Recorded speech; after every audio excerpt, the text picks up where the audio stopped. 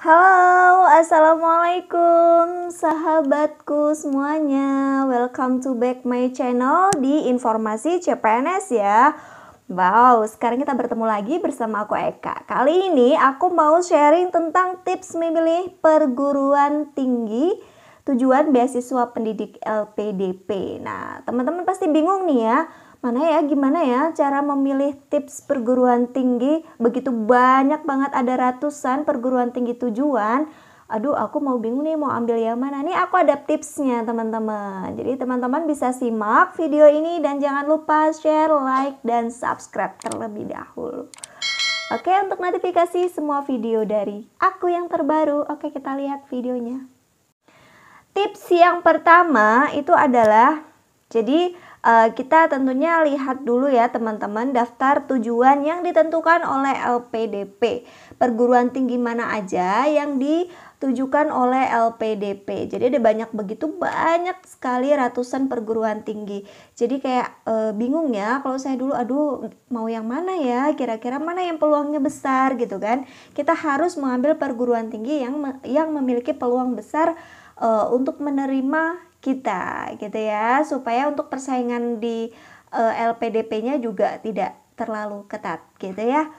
Oke, yang kedua teman-teman, memetakan program studi dengan jurusan kita atau sesuai dengan rumpun ilmu perguruan tinggi tujuan LPDP.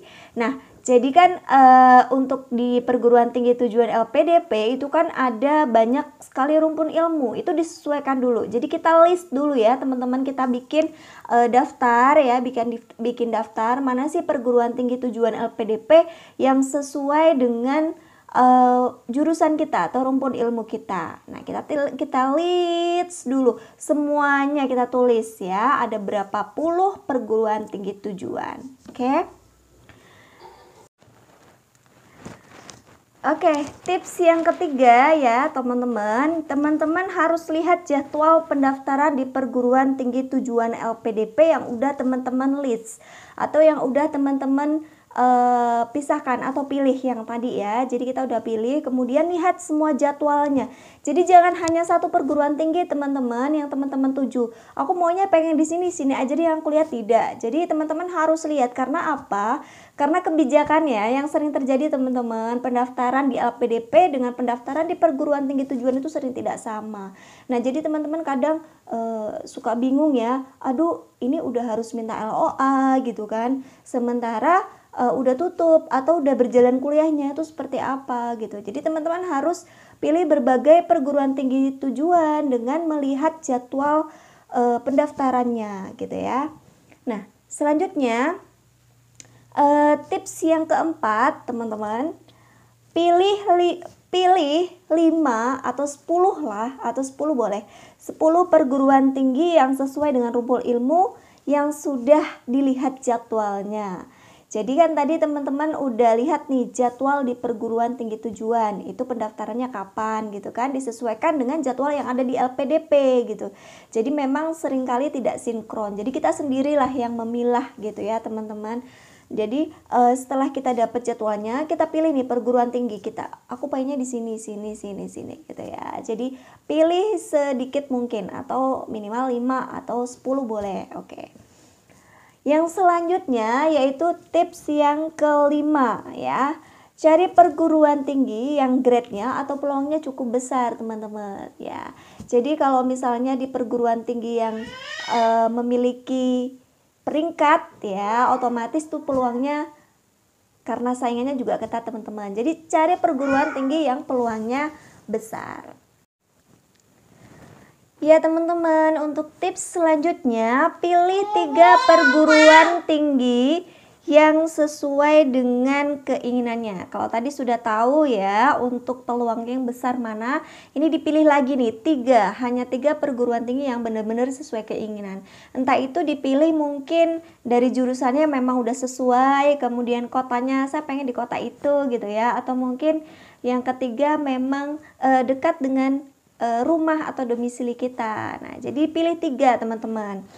Nah, Kalau sudah semua itu sudah teman-teman lakukan, lakukan pendaftaran ke 3 perguruan tinggi teman-teman. Jadi jangan hanya satu, itu kalau menurut saya ya.